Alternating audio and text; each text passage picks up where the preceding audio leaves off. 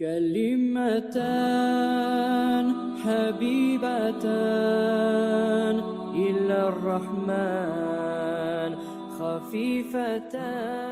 أما بعد، السلام عليكم ورحمة الله وبركاته. وعليكم السلام ورحمة الله تعالى وبركاته.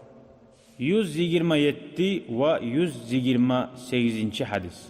Yaxşılıkların yolları köp var. Dağı da Abi Hurayra'dan Allah razı bulgur.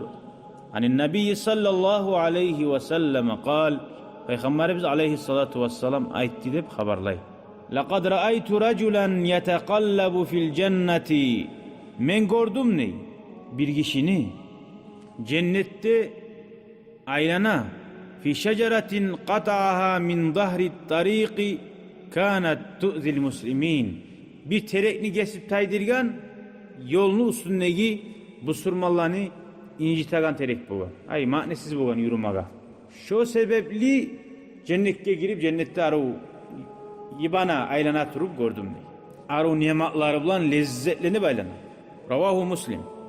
Ve fi rivayetin başka haberde eskere mara raculun bi gusli şeceratin ala zahri tariqin fekal, bir kişi yürügen bir terekni butağı karşı bulgan.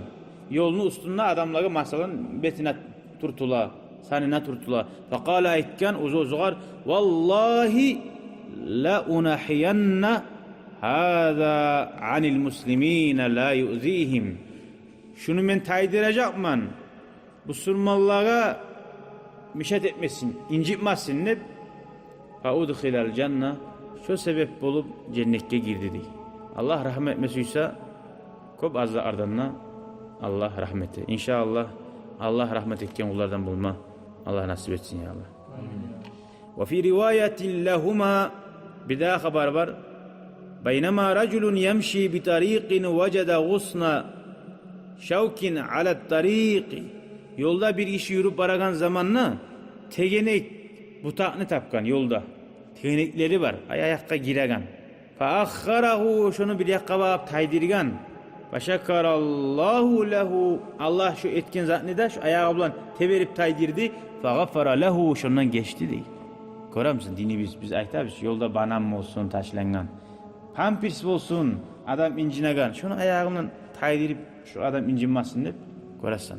Din hiç arı kültüre var bizde dinle. Adam dilli olsa bir kültüre taraktı o.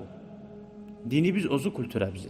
Bu hadis anlata bizge bu Surman adam beyik kastetme tarih. Belki Allahu Teala şu sebep salisa rahmeti koyar. Belki mişikka su bergen sali. Belki bir mişikni ayağa ukamsa şunu savetken sali. Anlayımsan? Belki bir yolda bir tegenikni taydirgen sali. Şoğar etken neymik Allah sağad etip ulaç. Onu Peygamber Aleyhisselam nege ayta? Ya sizge de şöyle rahmeti oyma bola. Yolda etegenine şöyle niyetini tazalap etti Allah için. Anlayımız? Zararlı zaten taydir. Faydalısın et. Şöyle İslam dini bir çakıra o şey. Yaşavda kültüre ve tazalik bulmak ne? Yollarını hain etmek ne? Yollarını hain etmek ne? Yollar bek yaman mısa? Gelegen maşilerin tuğutiya mısa? Ya da adam sorunamsa? Ay Allahu için bismillah. Çakatuk. Ya bir tegenekini taydirsa şöyle zuvap bulamsa? Adamlar yolda incinen yerine onar oysan bir maşin çakatuğu 500 manam, 300 manam mı? Kimlik ki o ucuz maati? Ya Allah, şunu ben tovup tuzlayman bir sen için. Komşular aytsın için tugul. Adamlar maktasın için tugul. Allah sen sali ya Allah, sen sali etimi. Bağ olsun. Hadi o terekler bağı var ki. Bir bağı yürüp barasın terek var. Ya Allah'ım, bir da görmeyin. Sen uğraşsan, ben bilemem. Allah'ım sen sali etmiş. Geç şu putağını alıp haydirdin. Arva ettin.